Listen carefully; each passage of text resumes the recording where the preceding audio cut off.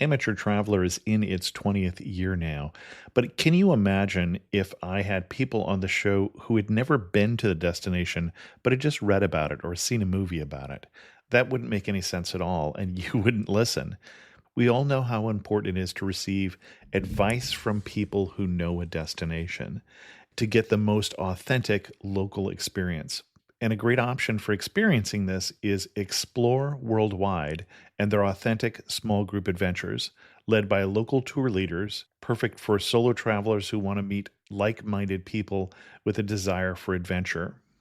I'm often an independent traveler, but two of my last three trips were with small group tours because they organize everything and it's a lot easier. If you want to recreate the tour I did to Malta, they have a Malta and Gozo Discovery Tour. I'm intrigued by one of their tours called A Taste of Sicily. The company again is Explore Worldwide, and visit exploreworldwide.com to learn more. And thanks to Explore Worldwide for sponsoring this episode of Amateur Traveler. The nights are long, the days are short, and the weather is chilly to downright cold, depending on where you are. It's a good time to slip into a Quince iconic Mongolian cashmere sweaters, which start at only $50. You can treat yourself to everyday luxury at an affordable price with Quince. If you really want to dive into luxury, you can check out their leather handbags, washable silk shirts, and European linen sheet sets. Whatever you're looking for at Quince, all the prices are 50 to 80% less than similar brands, and they do that by partnering directly with top factories and cutting out the middleman. They only work with factories that use safe, ethical, and responsible manufacturing processes. And of course, they use premium fabrics and finishes for that luxury feel in every piece. But you've already heard me rave about my Quince travel pants. Treat yourself this winter without the luxury price tag. Go to quince.com/traveler for 365-day returns plus free shipping on your order. That's QUINCE.com/traveler to get free shipping and 365-day returns. Quince.com/traveler. And thanks to Quince for sponsoring this episode of Amateur Traveler. Hi, this is Chris. This is going to be an encore presentation of Amateur Traveler because I'm off celebrating a family birthday. But I think you'll enjoy this episode from 2019. I got my bags packed on a roll. I'm heading out there and I'm ready to go. I'm looking real good in my passport photo. Oh, no. Amateur Traveler, episode 684. Today, the Amateur Traveler talks about museums and memorials and markets, parks, palaces, and a wall as we go to Berlin, Germany.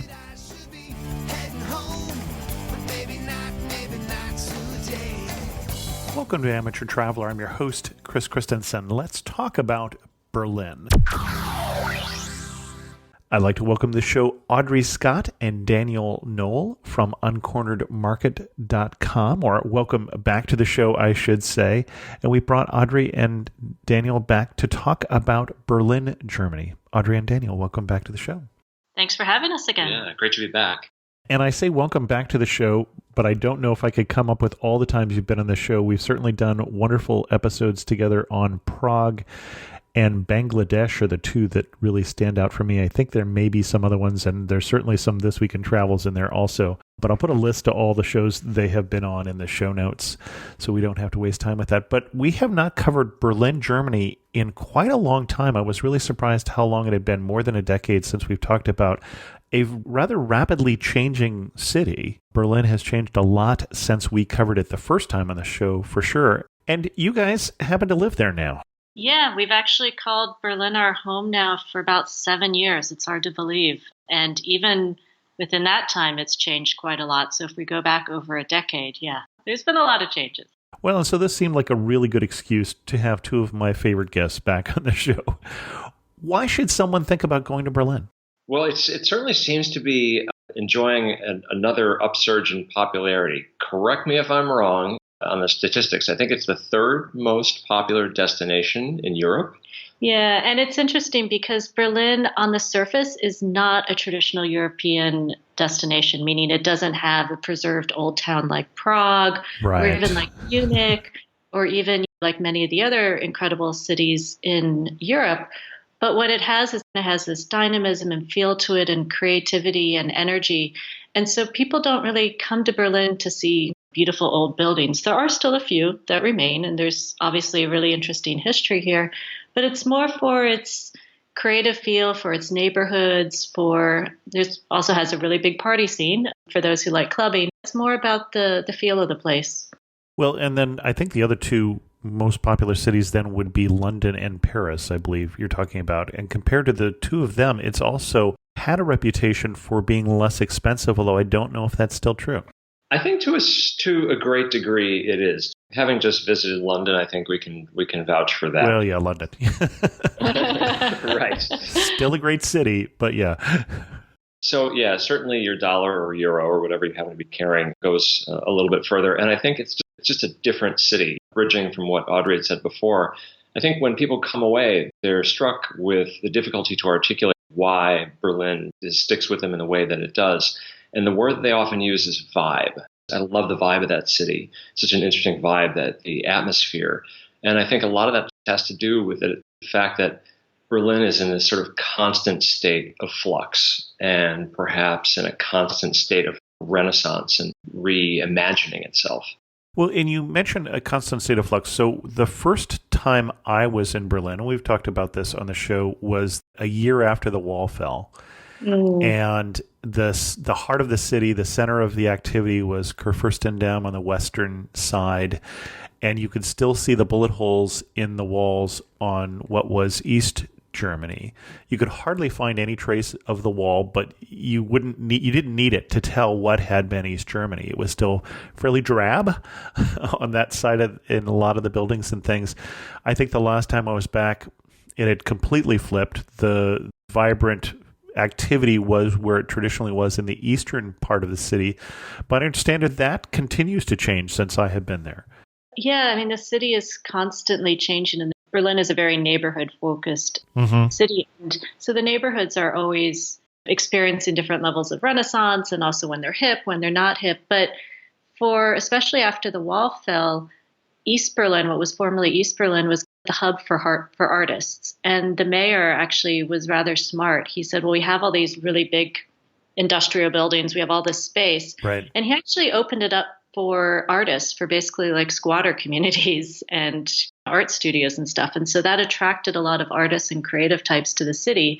And so you still feel that today, but some of the traditional areas where that was, like in Mitte, has now become a bit too expensive, a little bit too gentrified. So now those artist communities are going a little bit more, let's say, towards the edges where there still is available space. Well, and Mitte would be middle, so literally the middle of the city. Yeah, it's the middle of the city, but it was the heart of former East Berlin. And all the neighborhoods have changed quite a bit. Like we live in Neukölln in the south, and our neighborhood, we talked to Berliners who grew up here in their 30s, 40s, and they were saying, when I was young, you never went there. Like that was considered a bad place to go. Someone joked it was like the Harlem, like in the bad days. But now it's a vibrant community, and we've got museums and galleries, but also it still has this connection to its roots, which is a worker community as well as an immigrant community. So it's this interesting dynamic between a little bit of gentrification, which is a big issue in Berlin right now, but it still has its soul in terms of kind of a working man or everyday neighborhood as well. Excellent. Well, let's start to put some structure on this. What kind of itinerary would you recommend for someone who's coming to Berlin, especially for the first time? Okay, well, that really depends on the number of days that person had. Well, let's target about a week for Berlin and day trips from Berlin. I think the first piece of advice that we might give to someone is to understand that Berlin is, I believe, approximately 360 square miles in terms of landmass. So you're not going to be able to cover the entire city. So I think the trick is to figure out what are the core elements that you'd like to see in Berlin, east and west. And then maybe to identify a couple of the non-core that are out there in some of the neighborhoods. So in terms of some of the usual suspects, you're looking at things like Checkpoint Charlie and the Checkpoint Charlie Museum, which definitely, although it is touristy, it's something that we often recommend to people, particularly on those days that are not good weather days. Yeah, the museum, actual Checkpoint Charlie, it's rather touristy and people are posing for photos. But the museum is actually, it's a private initiative and it has all sorts of stories and photos of life when the wall was up, as well as stories of escape. And it's quite well done. Well, and let's dig into that a little more. So Checkpoint Charlie, one of the famous checkpoints between East and West Berlin. There's the little guardhouse there, which is a reconstruction because they tore down the guardhouse very quickly after they tore down the wall and then realized, oh, hey, we have this wonderful, memorable spot. So they built it back up again. But the Checkpoint Charlie Museum was there during the time of the wall, and it started as a private collection of memorabilia about escapes, predominantly from Berlin. And I think it's a fascinating museum, although I would have to say the last time I was there, it had a feel of grandma's attic in terms of organization. I don't know if that has changed. I don't think so. Okay. One of the most amazing and wonderful collections, so hazardly arranged, but you can see where someone took a surfboard and hollowed it out so they could put people inside, or cars with secret compartments, or people who made balloons to fly over the wall. I mean, it's a fascinating collection, especially in terms of Cold War history. It does a nice job of addressing Cold War history from the standpoint of Berlin, but it also digs into some of the Cold War history elsewhere. So the Velvet Revolution in Prague, and also the uprising in Hungary. So it provides a broader context, not just what happened here in Berlin, which I think is really, really nice. Not quite as my favorite in terms of organization as the Museum of Communism in Prague, but still an amazing and great museum. And to be honest, the fact that it is a private collection does mean that it's a bit eclectic and not as well organized, but it also feels, in terms of the care that someone took in collecting everything.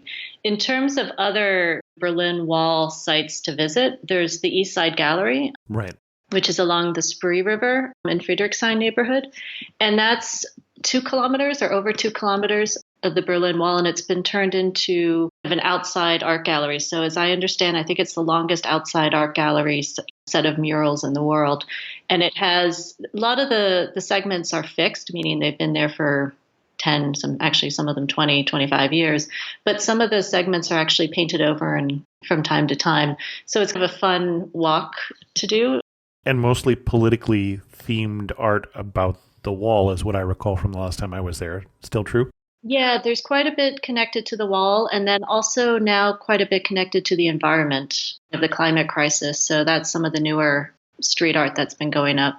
And it has been under somewhat threat of being torn down for redevelopment.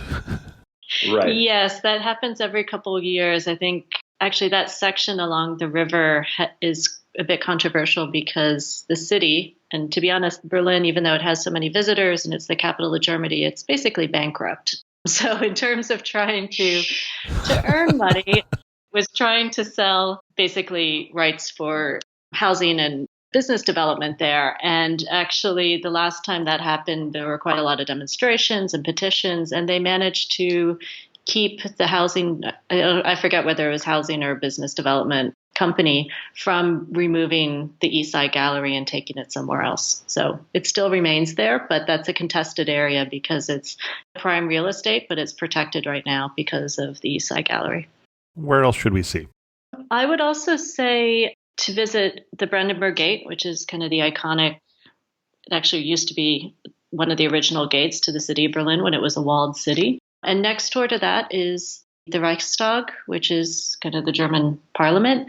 One thing with that is now you have to, it's free to go up there. You can go up to the dome and they have a nice audio tour that you can pick up, but you have to reserve that in advance. So you have to go to the website and pick a time and a place. And the reason why I say that is a few years ago, you could just walk up there with your passport and you could go up, but now they actually have specific times reserved in advance. Now, another way to get around that, if you really want to go up there, because it does provide really nice views of the city, is there's also a cafe on the top of the parliament. Oh, that I did not know. Okay. Yeah, so it's also possible to make a reservation there for breakfast or coffee or lunch, and that way you get around the lines and can go up to the top as well. And besides the sweeping views of the city that the Reichstag has, the staircase as it winds its way up to the top of the Reichstag is really beautiful. So it's a beautifully designed building. And then on top of that, this sort of audio guide interpretation is really excellent and well done. So that's one of those things when people will tell people about it and then they'll say, oh, I wasn't able to get or reservation, and it's really unfortunate. So that's one thing to look into in advance of your visit, is getting a reservation there. Well, and if people are picturing the old pictures of what the building looked like, it's changed quite a lot. Yes. And there's one significance that we haven't mentioned in terms of the Reichstag's new dome. It's glass. Okay. And And what can you see? I was going to say that it's also all mirrors on the inside. Now I'm beginning to run through my head thinking, Yeah, so you can actually look down on the German parliament. And the architect's idea was that coming out of World War II and coming out of the reunification, that this basically was an idea that the parliament is transparent. And so they did this in a very intentional statement of transparency. Fascinating, beautiful architecture in this old restored building. Obviously, it was quite heavily damaged. It was some of the last fighting in World War II happened here on the steps of the Reichstag. But it is now been transformed into a symbol of the new Germany, I think. and the audio guide gives that whole entire background, but also just walking around there. One of the things that I love is how open that area is. Right. For example, Berlin Marathon ends very close to there. And so everyone is hanging out on the lawn of the Reichstag after the marathon. And so it's a really, in addition to the transparency that you mentioned, it also just feels like the Reichstag it's a very open area, meaning there's not fences and guards keeping you away from the lawn in front of it. So it feels very much connected to the people, if that makes sense. No, it does make sense. While we're in that area, I think there's a couple other things we want to direct people to see. What else should we do while we're in that central part of town? Certainly the Holocaust Memorial, which is probably fairly famous, not too far from the Brandenburg Gate. You'll have an opportunity to see that. Tiergarten, which is one of Berlin's largest parks. I think that's actually a worthwhile place to take a stroll through. There are a couple of monuments there as well, including a Soviet monument that always fascinated us because it's a Soviet war memorial, but it was always in West Berlin. And apparently they would allow the guards every morning to come through, change of the Soviet guards every morning when the wall was divided. And so there you have a big statue of a Soviet soldier in a tank. But what's interesting is if you go back a little bit on the side panels, they have big black and white photos of Berlin after World War II. So you can, a lot of them are aerial photos. So you can see what the city was like after World War II, a lot of the destruction. As in flat. As in flat, Yeah. The photos of the Reichstag that you mentioned. And so it also, that provides perspective of how much the city was destroyed and how much has been rebuilt. And it's gone through this process a few times already. So that's another place to visit. Well, and you mentioned the Holocaust Memorial. I think you're talking about the Memorial to the Murdered Jews of Europe, I think is the official name of it. Yeah. I think a lot of people know what we're talking about, but I don't want to assume that everybody does, because it's a very interesting and odd monument in terms of what it looks like. It's a series of obelisks, would that be the right term, of various heights that I think is meant to remind you of the old Jewish cemeteries, like you'd find, for instance, in old Prague, where you also used to live. Yeah. But they're starting at sort of knee height, and then you go down into some of the canyons, even in here, and they're towering above your head, but they represent many of the people. I don't remember how many people per monument, but I think there's some math there in terms of trying to represent the 6 million Jews who were killed in World War II. It's a sobering, but I think a beautiful monument. And what I've also heard is that, as you mentioned, as you go through it, the obelisks or the blocks are different sizes, and also the ground is uneven. Yeah, it is. Mm-hmm. And what we were told also is that it's also meant to make you feel disoriented, which again is this idea of the world and life is shifting, and this idea of feeling disoriented as you go through it as well. I remember we did a walking tour, one of the free walking tours that's available right there, starting at the Starbucks near the Brandenburg Gate. Yes. right, as everyone probably should do, avail themselves. It was very good, and it was not free for us. We tipped heavily because it was worth it. It was a 3-hour walking tour. But one of the things that they were noting is right near there is the spot where the bunker, Hitler's bunker, was. And last I was there was no marker at all. So they really wanted you to remember this part, but they didn't want to commemorate and have it be a place where Nazis or neo-Nazis would congregate or lay wreaths for certain or things like that. So that's a parking lot. Right. In fact, I honestly deliberately did not include that in this discussion Yeah. for that reason. It's fair to bring it up. Right. On walking tours, typically it'll be brought up, but it's something that's, for various obvious reasons, is fairly hush-hush and moved along fairly quickly. Well, and especially because that would have been in East Germany. And so we talk about the 6 million murdered Jews of Europe, but the Soviet Union lost even more people than that in the Great Patriotic War, I think is what they call it. And so, yeah, there was no way when it was East Germany, there was going to be anything that looked at all like a monument to Hitler or any of that part of the history. So very intentionally not there. No plaque, no nothing. And actually, I do think that now a sign has been put up. I was wondering if they had, yeah. Yeah, I think it was one of the underground company that focuses on underground tours. And I think they managed to get a sign up, but it's very much informational and historical as opposed to a memorial. And it's very small and you kind of have to look for it. But yeah, that's deliberate to not make that a big site. You mentioned the free walking tour. There's quite a few free walking tours that start at the Starbucks near Brandenburg Gate every day. But also another a free walking tour that's great is the Alternative Berlin tour. And that focuses more on Kreuzberg and Friedrichshain. Okay. And it talks about the street art history and culture in Berlin and takes you past a lot of the big murals, as well as provides background on tagging and different types of street art and the street art groups and the different types of artists. And usually it's led by someone who is a street artist themselves. So they know some of the different artists who are around.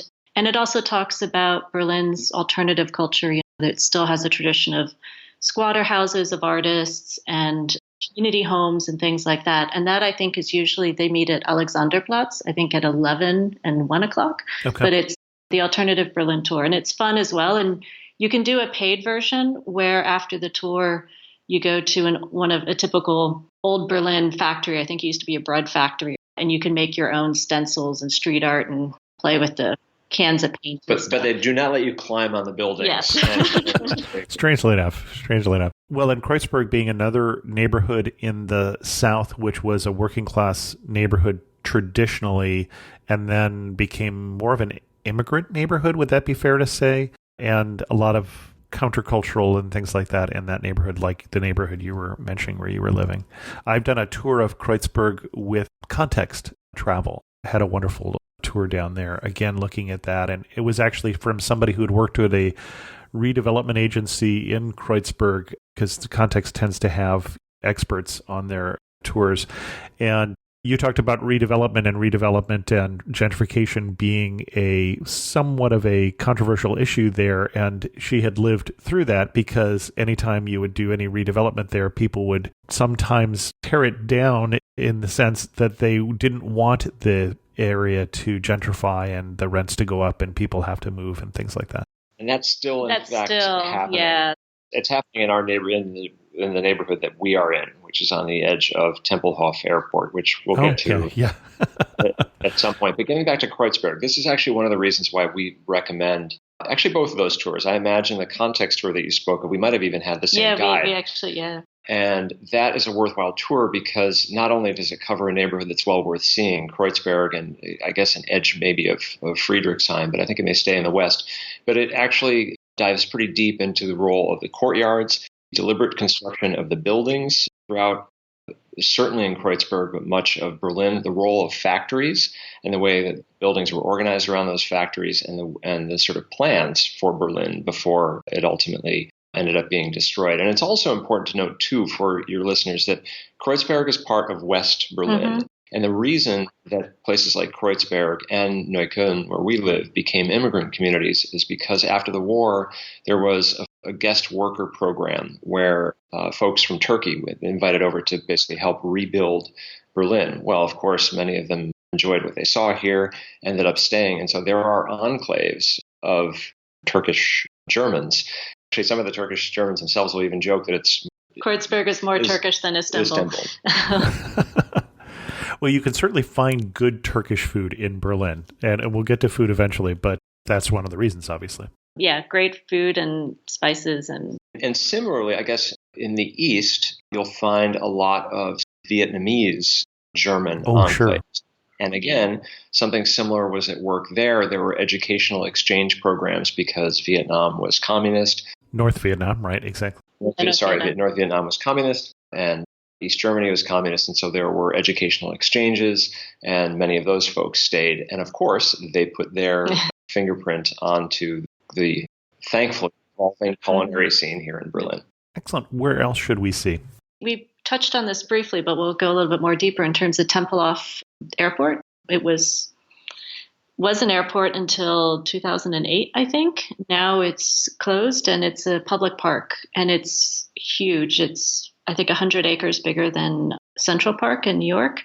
And they've managed to fight off development, so it's still in its original state. And you can rent bicycles or ride bicycles and go down the runway, and it's a hard place to explain. It's a really open space, but it has a really special feel to it. And in terms of history, it was the site of the Berlin airlift, where Allied troops, mainly American and British troops, brought supplies into West Berlin because the Soviets had put a barricade, basically had prevented goods to come in and out of West Berlin. So this was the lifeline. And I think the statistic is something like a plane was landing every 30 seconds at Tempelhof during that time, bringing in food, medicine, supplies, everything.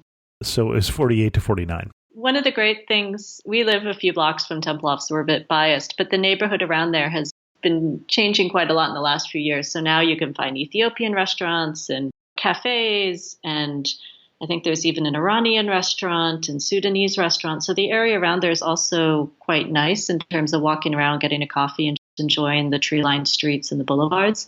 And I also had mentioned renting a bicycle. That's also one of our top tips for Berlin, is to rent a bike, or now there's actually bike share. There's, I think, 10 different bike share programs now in Berlin, of grabbing a bike and exploring the city that way. Because as Dan mentioned, the city is huge. Also relatively flat. Yeah.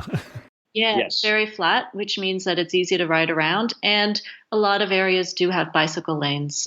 So it also makes it pleasant to ride through the different neighborhoods and explore different areas. And while we understand that people might be concerned or they might feel like it's unsafe, the bicycle lanes here are wonderful. Bicyclists, for the most part, are respected. It's a great way to get around. It's a great way to cover some ground. There are even tours of fragments of the Berlin Wall on bicycle, run by Berlin on bikes. We've also done those. Those are a great way to see sort of further afield bits of the wall in the east and northeast. So there's that, and then accessing places like Tempelhof and getting on those old runways with a bicycle is really fabulous. I mean, it's a great experience in and of itself. And then if you have a particularly nice day and there's a little bit of wind, you will find people on all manner of air-powered vehicles. And kites and skyboarding and things. Skyboarding? It's like kiteboarding. Oh, okay. Yeah. Speaking of airports. Do we have to go there? We just have to bring it up. Berlin still doesn't have the new airport open, correct? No. That's okay, correct. We're recording this in 2019. I think it's scheduled to open in 2010 or something like that. 2012, I think. Okay. And I think the latest is supposed to be September 2020, but we've heard this before. So I think all the good money is on that airport not opening. So we're left with Tegel, which was a donut that's been extended and extended and extended again over its lifetime. A donut built in 90 days, if I understand correctly. I hope I have my... As an emergency airport. As an emergency airport, which is now the main airport in the city. And then we have Schönefeld in the southeast, which is perennially voted the worst airport in the world. And people still come to Berlin. But if you're listening sometime further in the future, perhaps you will arrive at a brand new, spanking new, wonderful airport, but not yet. And until the airport does open, you can actually take bicycle tours of the non-opened airport. Really? Interesting. Yeah. In the summertime, there's, I think every Saturday and Sunday, they have bicycle tours where you ride along the runway and then they take you inside the terminal building. And it's supposedly beautiful on the inside, but hopefully we'll see it one day in use. And do you have any other interesting, quirky tours for us? We've named a few already, but we might as well fit more in here if you've got some. Another interesting tour is there's an underground tour in the north that takes you into an U-Bahn station that was used. Was it Gesundbrunnen? I think maybe it was Gesundbrunnen, and it was used as a bunker during World War II. And so they take you into the bunker areas and separated from men and women and children. And that's also quite an interesting tour. And I think the company is called Underground Berlin. Well, then just for those whose German is rusty, U-Bahn, literally under train. And so that's the subway in Germany, in Berlin. Correct. Although in some areas, the U-Bahn is actually above ground because Berlin is built kind of on sand and it has very high water levels. And so they weren't able to build it underground in some areas. So it's a bit confusing because you have the U-Bahn and then you have the S-Bahn, and Berlin public transportation system is wonderful. So that's another good way to get around and see a lot because the city is so big. And the S-Bahn is the above ground trains or the trolley cars? Technically, they're the above ground trains, right? Or trolley cars are technically called the metro. The M. So you have the U, which is supposed to be underground, but is often above ground. You have the S, which is the Straßenbahn, which sometimes is on the street and sometimes actually is not. And then you have the metro, which is not underground at all. It's a tram. It's a tram. And other than that, the only thing I can think to tell people is make sure you take your ticket to the ticket validation machine, because they don't check all the time, but when they do, there's some hefty fines that I've had some friends who have had to pay. It's hefty fines, and it's also just a really unpleasant experience. So usually there's yellow boxes at the U-Bahn. Stick your ticket in there to validate. And at the S-Bahn, they're usually red. And actually, if you're going to spend a week in Berlin, probably the easiest thing is just to get a week-long transport ticket. So that way you don't have to worry about validating your ticket every time you get on. And you'll use it because the distances are so great. It's not that it's a great city to walk short distances, but you're going to be on public transport quite a lot. Unless, of course, you spend the entire time on bike. So in terms of other quick tour, unusual tour that came to mind, you can also take canoe tours or kayaking tours. What? And that can also be quite interesting. Berlin has, a lot of people don't realize how much water there is in Berlin. There's rivers, there's canals, and I think there's technically more bridges in Berlin than in Venice. One of these statistics that gets trotted out. Because it's a lot larger. Yeah, exactly. Right, of course. And so you can also take canoe or kayaking tours in different areas as well, which can be fun. And it's the river Spree that runs through Berlin right behind the Reichstag? Yes, that's correct. So, right, in English, the Spree, or in auf Deutsch, the Spree. Spree, that's right, okay. Right, so there's, canoeing is excellent. And even if you don't necessarily even do a canoe tour per se, even renting kayaks, if the weather is particularly nice, and heading in the direction of Kreuzberg to the Landwehr Canal. You'll know that you're on the Landwehr Canal if you end up going to one of the other recommendations we'd make is the Maybach Ufer Market, which is held Tuesdays and Fridays from noon till 6 p.m. And that's in Kreuzberg. That's a great place to go people watching. It's traditionally a Turkish market, but now it still has fruits and vegetables and Turkish delis, but now you can also find kind of some handicrafts as well as spice shops and a lot. It's grown in the last couple of years. I once got my hair cut there. It also usually has street professionals, if you want to call it that, and also musicians as well. I don't want to ask more questions about street professionals, do I? Okay.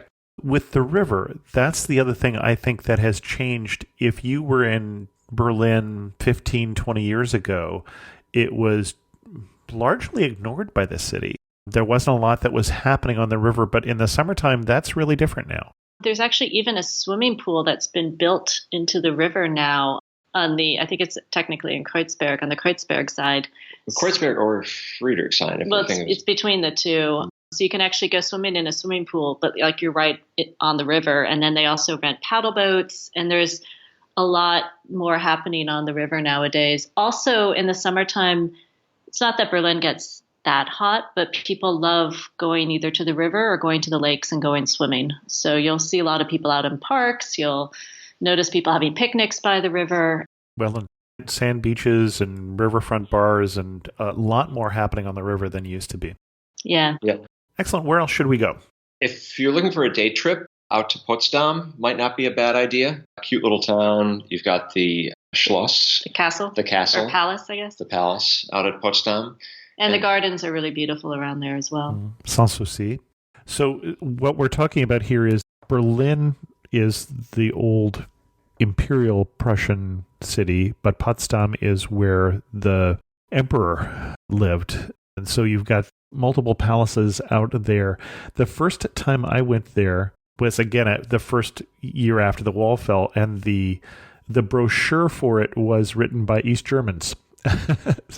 So it was about the imperialist decadence and things like that. That's probably not the same brochure you'll get now. No. But it's also probably in a lot better shape. It had really been left to rot a lot, unfortunately, under the East German care. But a beautiful, beautiful area. Yeah, and the palace has been renovated and sparkling and shiny, and it's beautiful now. Actually, one of the lakes is near there, so it's also nice if you have extra time to go down to the lake. And there's actually some beer gardens along the lake as well. As there should be, yeah. There are also segments of the lake that were divided by the wall. Mhm. So those cut into sort of east and west. And for anyone who's a history buff, Potsdam was also the site of the Potsdam Agreement or Potsdam Treaty. I forget which one. And it was between the Allies, so Kingdom, United States, and Soviet Union, regarding the military occupation and reconstruction of Berlin. And who got what piece? Yes, exactly. And divided the country as well as the city. Yeah, well, the city was divided into 4 pieces. We think of it being divided into 2 pieces, but it was divided into the British, the U.S., and the French sectors, which all became West Berlin, as well as the country was divided in the same fashion.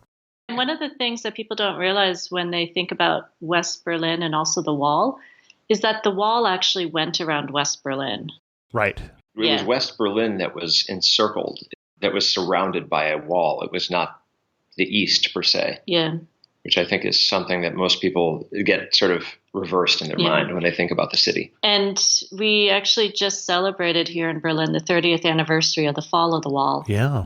That was a fun weekend and a lot going on in the city to celebrate that. Well, and my understanding is that you can now tell where the wall had been. It's more marked on the ground. Again, when I was there right after, it was gone and you couldn't tell where it used to be except by the gaps. But a lot of it is now marked on the ground with, I want to say, brass dots or something like that. Yeah, bricks in the ground. And then also there's signs that say Mauerweg. Okay. And it kind of shows street corners and stuff. Like there's a turn and it shows the path of the Mauerweg means wall path. And we actually cycled the entire Berlin Wall earlier this year. Yeah. So 160 kilometers, about 100 miles in one day. Oof. Yeah, it's great though. We don't fascinating. recommend that unless you happen to be an enthusiast, but it definitely takes you to everywhere you might imagine in Berlin, from the most rural, and I think that's the surprising thing about this city, is there are actually rural segments of it to the most urban. It really is diverse, more diverse than we think. Excellent. Anything else we want to see in the city? Any other neighborhoods you would recommend? Mitte, which we already mentioned, technically means the middle. And in Mitte, there's also the Museum Island. Oh, sure. UNESCO site, and has the Pergamon and several other museums that it's worth getting a museum card if you're going to be here for a few days, just so that way you can go in and out of the different museums freely. If you have kids, there's the DDR Museum, all sorts of old East German artifacts and housewares and fun stuff that you can interact everyday with. Life sort of thing. Everyday life. Yeah, like a sample apartment and Trabant and things like that. If antiquities and playing with grandma's old telephone isn't for you, Mitte is also home to a lot of galleries. So gallery art, if that's your thing, you can walk the streets there's a sort of a segment of Mitte, you'll see it on the map, and there's one gallery after another. Like Auguststrasse is one of the streets. Auguststrasse, Linienstrasse, and in and around that area. A lot of little private galleries that are worth checking out. And those originally, probably when you first visited, those were art studios or let's say squatter communities. But over time, they've been turned into proper modern art galleries as well. You kind of undersold the museum island there a little bit. But for if you are a museum goer, if you are a history buff, that I would definitely recommend, especially the Pergamum Museum, where you can walk through the gates, the reconstructed gates of Babylon, for instance. And I feel like that alone is worth a stop if you're a history buff, if that's something you like. Walk through the Ishtar Gate there. I'll put a link to a blog post I did on 24 Hours in Berlin that shows some pictures from some of the various things there. And there's the bust of Nefertiti in the next museum over, and they're world-class museums. I think that's really what you need to know, is that this rivals in terms of acquired ancient collection, the British Museum or any other museum in the world. And also nearby is the Bode Museum, which has art. The German History Museum is also quite interesting. It can be rather sobering. It's rather extensive, but it's also quite interesting in terms of the history of Berlin or history of Germany, and obviously a lot of focus on Berlin as well. And all of those museums are in a relatively short, well, the history museum's outside of the museum island, but the others are in kind of a contained area. And when it's springtime or summertime, it's great to relax on the grass. There's lots of grass areas and parks in that region as well. Right. Also, the Berlin Cathedral is right there. Yes, in the Berlin Cathedral. And you can also usually find a couple times a week concerts in there as well. So that's another good way to get inside, meaning your concert ticket provides the entrance fee into the cathedral and you get a concert at the same time. What's the area of Berlin, if I haven't been there in 10 years, that has changed the most? Mitte and Prenzlauer Berg, I would say. Maybe not 10 years, maybe more 15 years, but those were the areas that you mentioned during your first visit that were gray, and there used to be, the apartments were heated with coal and a lot of abandoned places, and now it's cookie dough shops now and several cafes. Sign me up. Several cafes competing for the best avocado toast. Okay. Very colorful and modern, and it's changed quite a lot. Well, Berlin is certainly known historically for its avocados, I think. Yes, of course. It's such a warm tropical huge avocado growing region, isn't it? No, not so much. But I would also say Kreuzberg and Neukölln have changed quite a lot in the last 10 years. Again, this shift from mainly worker and immigrant communities to more, say, hip communities where there's more galleries and restaurants and cafes. And those two areas, I would say, have changed probably the most. Well, what would you skip? I'm looking at my guidebook. It's telling me to go to various places, and there's a few that if you had limited time, you would probably pass. I would say Schloss Charlottenburg, and I hope my father doesn't hear this because he was so excited to visit. It's a beautiful palace. It's been renovated, reconstructed. It's full of period piece furniture. But for me, that's really not what Berlin is about. Berlin is, for me, not so much about going inside and seeing these beautiful palaces and furniture, but it's more about the living history that's outside. So it's beautiful, but at the same time, if you have limited time, you could see something similar to that in other capital cities in Europe or other cities in Europe. For me, it would probably be Kurfürstendamm. I'm always surprised by seeing that neighborhood appear on so many lists, or the first thing that you should do, or sort of typical Berlin, because it just doesn't really, having lived here, it doesn't strike us typical Berlin at all. It strikes was 20 years ago. Yeah, it had a different role actually 30 to 40 years ago. That role has been displaced, and it looks quite a lot like any other shopping area in any major city that you might see. And there's so many other things that are unique about the city, including what we've talked about so far, that it says that's probably worth a skip. You're not going to miss anything unless you have some really serious shopping that you have to do. And there are plenty of small shops in places like Kreuzberg and Prenzlauer Berg and in Neukölln that will probably take care of most of your needs. Although the one thing I would say in Kurfürstendamm that I think is unique to Berlin would be the Kaiser Wilhelm Memorial Church. Yes. True. Yeah, that is a church that was damaged, destroyed during World War II. And instead of renovating it to new, they actually renovated or reconstructed it to keep the damage on the steeple. So it's a reminder of the war and the cost of war. And it has next door to it almost like a meditation chapel or a room that is very peaceful as well. I think the new that they built quite modern and I think beautiful. Now, That's a matter of opinion. But the contrast between the two, I think, is interesting and obviously historically significant. Yes. Mm-hmm. Anything else we should cover before we start to do some of our wrap-up questions?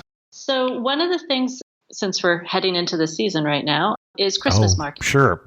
And Yes. Berlin isn't traditionally known for its Christmas markets, meaning when you think German Christmas markets, it's usually Nuremberg or Sure. Munich. But Berlin has, I think, now over 60 Christmas markets. So it's not only in one place and centralized, but they're spread throughout the city. And it's everything from the more traditional German Christmas markets with the Glühwein and the sausages and the lights and the pretty buildings around. And for that, I would recommend Gendarmenmarkt as the Gendarmenmarkt Christmas market. But then there's also lots of funky, eclectic, specialized Christmas markets around the city. And those are usually run over the course of maybe a single weekend. So they're in and they're out. Or they're over 4 weekends in Advent, but they're not every day. Right. And you mentioned the Gendarmenmarkt, so that's the place where we have the twin churches with the square in between down in the, I don't know what neighborhood that is. Technically Mitte. Mitte. It's in Mitte, okay. Yeah. And so that's where we'd find traditional, you're saying? Yeah, traditional, and it's very pretty. Traditionally decorated. It's a beautiful setting because you have the two churches around and the square and everything. And then you have one of the newer Christmas markets that's on weekends called Heise Holzmarkt, which is in this funky urban village area by the Spree River. And there it's everything from bonfires, and then they have music and eclectic puppet shows. But then you can also still get your Glühwein, and there's lots of handicrafts and homemade bread. And so it's an interesting mixture of things. There's also in Mitte in the north. So Mitte is quite big, so that's why I think of it as two different areas. Right. There's the Lucia market, which is a Scandinavian market. Oh. In the Kulturbrauerei, the culture brewery, which is the site of a former brewery there. And that's also quite fun because it's in a industrial courtyard, brick courtyard. You have your Finnish glögg and you've got your Swedish different spiced drinks and stuff. And it's also got a nice feel to it.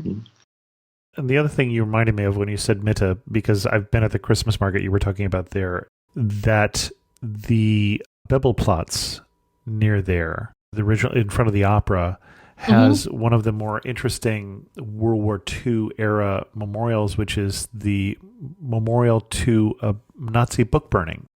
Yes. Really easy to overlook, literally, because it's a hole in the square that's lit with empty shelves, and that's it. It's sort of striking in its simplicity, I think.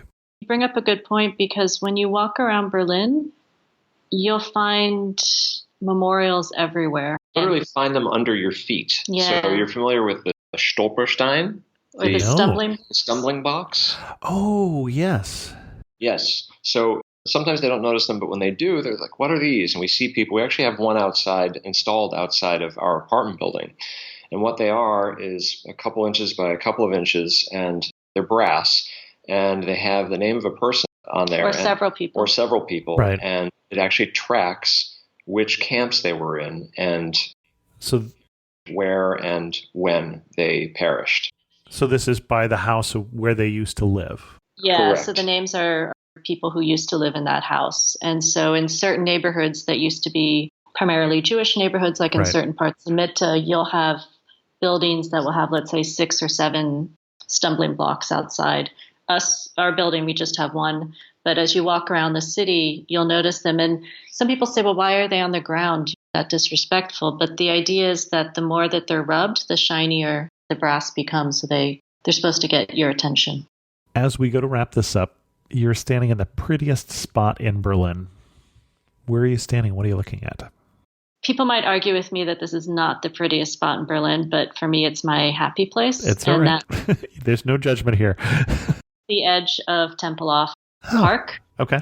Looking over the park, the runways at sunset, where it's filled with people in the park, sitting on the grass, on their bicycles, and it's just a great feeling. That was my first place. My second place would be on a very still night in the middle of the summer, sharing a couple of beers with friends on the edge of the Landwehr Canal in Kreuzberg on Maybach-Ufer. Having an impromptu picnic. Excellent. And we've talked a little bit about food, and we mentioned a lot of different things. If you had 2 or 3 nights in Berlin and you wanted to go to your favorite places, where would you take people? Ooh, so if you want traditional German food, there's Max and Moritz in Kreuzberg, near Oranienplatz. And it's an old building. They've been there forever, and they've got the gruff Berlin waiters and waitresses. And, several different floors, and they've got good, hearty German food and that gruff Berlin atmosphere. Okay. Let's see. In terms of Turkish food, lots of different options there. Doner is something you're going to have to have. A doner kebab. A doner kebab is something you're going to have while you're here. That's a matter of how much time you'd like to invest standing in a line on the street. Are we talking about lunch or are we talking about dinner? Either one. Okay, so Mustafa's Gemüse kebab on Mehringdamm, that's arguably one of the best. The question is whether you want to actually spend all your time eating that one. It usually has a long line. It's an outdoor place. I'm actually a fan of the doner kebab served by Hasir, which is the original location of the invention of the doner kebab. And even though I'm not the biggest fan of sitting down there because I think it's a little bit touristy and the quality of food is a little bit off, I actually like their wrap-up takeaway doner kebab. And the one, you can get it in bread, like a quarter round of a large piece of bread, Turkish bread, or you can get it in kind of a flat tortilla-like. Sure. Mm-hmm. That's what I'm more familiar with, yeah. For me, that's the better choice. If it's summertime, another place is the Prater Beer Garden. It's in the border of Mitte and Prenzlauer Berg. I don't exactly know which neighborhood it is technically, but that's an old beer garden. So lots of tables outside, and they also have a sausage and traditional German fare as well, and good beer. Well, and the one thing we should say, and I'm not complete 100% sure on this fact here, but I believe there are more vegetarian or vegan restaurants now in Berlin than there are in Los Angeles. So that's a huge change from how it used to be, that basically German restaurants 20 years ago, and even in Berlin, used to be, do you want meat with your meat? Yes. Right. Yeah, the last few years, there's been a rise in vegetarian restaurants in general, but especially vegan restaurants. And if you have listeners who are vegan, there's a website called Green Me Berlin, and they have a map there that highlights the best vegan restaurants in Berlin. And they also run sustainability and social enterprises tour. Interesting. One thing that makes you laugh and say only in Berlin. The fact that they haven't opened a new airport in 9 years. How about laugh in a good way? The endearing gruffness of Berliners at times. There's kind of a joke when you try and buy tickets on a bus or you're in a traditional restaurant and try and place an order. There's a charming gruffness that you laugh at in Berlin. Yeah, they call it the Berliner Schnauz. Is Yeah. that right? Yeah. So it's an attitude that people here, particularly of the sort of older set, feel like they have to give you so that you can have the real true Berlin experience. Another thought that just came to mind is the fact that Berlin has no open container law. So you can just go into a shop, buy a beer, and walk down the street and drink it, and it's perfectly legal. And it still sometimes surprises me, like, wait, I can do this? And it's allowed? You're familiar with the Spätkauf concept, right? No. Oh, okay. Can we steer back to this? Sure. So Spätkauf means late buy, and it's basically a convenience store, more or less. And it's actually a nice way to go and buy a beer that you can carry on the street. And actually, which is a Strassenbier. A Strassenbier, street, yeah. street Street beer. beer, sure. Okay. They have official names for this. And many of them even have tables outside. So it's a pretty easy, inexpensive, low-friction way to enjoy a beer as you're walking down the street. And you can take them to parks and enjoy them in the parks. And technically, you're not allowed to drink in the U-Bahn, but it used to be that you could also enjoy them in the U-Bahn. I got it. And if we had to summarize Berlin in just 3 words each, what 3 words would you use? There's a marital, happiness here. We'll give you each 3 words. I'm going to go with always in Renaissance. Okay. The thing that attracts people to Berlin, keeps people like us living here for as long as we have, is that it's in a constant cycle or state of rebirth and redefining itself and sort of feeling in its own darkness. It's reimagining itself. So I'm going to try and stick with 3 words. He said 3 words. He just then gave us an explanation. Creative, change, and entrepreneurial. Okay. Yeah, we haven't talked about that, but that's definitely where a lot of new things are happening in Germany, is in the Berlin scene. Yeah, and one of the reasons for that is something you mentioned earlier. Berlin is still inexpensive compared to other major cities in Germany and other cities in Europe. So it provides a bit of room to experiment and take some risks. Excellent. Our guests again have been Audrey Scott and Daniel Noll from uncorneredmarket.com. And if we wanted to send people to the best post on Uncornered Market about Berlin, where are we going to send them? We actually have a Berlin beginner's guide, which goes over our favorite neighborhoods and a lot of the things that we touched on today. Yeah, and there's actually a couple of neighborhoods that we would like to have touched on that are actually in that guide. Definitely worth checking out. Excellent. We'll put a link to that in the show notes as well as the lyrics of this episode. Audrey and Daniel, always a pleasure. Thank you for coming on Amateur Traveler and sharing with us your love for Berlin. Thanks for having us. In news of the community, I heard from Justin about the episode we did recently on the Canary Islands. I really enjoyed hearing about the Canaries again. We visited a few months ago on a cruise and jammed as much as possible into a day on each island. I echo the sentiment that the Canaries resemble nowhere else on the planet, with the possible exception of Hawaii. I have to say I really enjoyed all the variety of landscapes and flora in such a small space. I wanted to note a couple of items that didn't make the podcast, such as all the Caesar Marinke designed locations around the islands, including quite a few on Lanzarote. Mirador del Rio on Lanzarote, Maspalomas and sand dunes on Gran Canaria, Cueva de Viento, giant lava tube on Tenerife, and the Puerto de la Cruz Botanical Gardens, items from around the world from explorer times, now several hundred years old. And then Justin also kept a log of his trip, and I'll put a link to his pictures and videos in the show notes at amateurtraveler.com. And with that, we're going to end this episode of Amateur Traveler. If you have any questions, send an email to host@amateurtraveler.com, or better yet, leave a comment on this episode at amateurtraveler.com. And as always, thanks so much for listening.